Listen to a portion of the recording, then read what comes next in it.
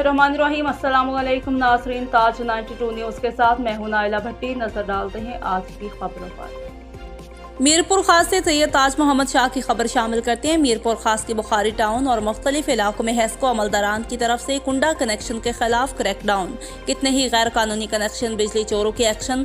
तफसील मौजब SDO satellite town Abdurrab Memon, HESCO अमलदारान इमरान कायम खानी, सिकंदर महर की हिदायत और उनकी ज़ेर निगरानी में हेस्को LS रहमान अशारी, ताज मोहम्मद बसान समेत हेस्को की टीम की तरफ से मीरपुर खास के इलाके बुखारी टाउन समेत और दीगर इलाकों में गैर कानूनी कुंडा कनेक्शन के खिलाफ क्रैकडाउन।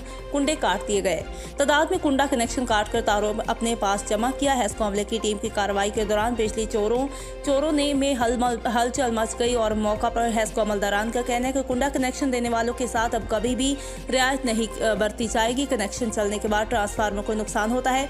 हेस्को की आला इख्तियार की हिदायत रोज की बुनियाद पर मुख्तलिफ इलाकों में गैर कानूनी कनेक्शन के खिलाफ कार्रवाई की जाएगी और अगर इसके बाद भी गैर कानूनी कनेक्शन दिए गए तो इस शख्स के खिलाफ कार्रवाई की जाएगी और इस शख्स पर केस दाखिल किया जाएगा।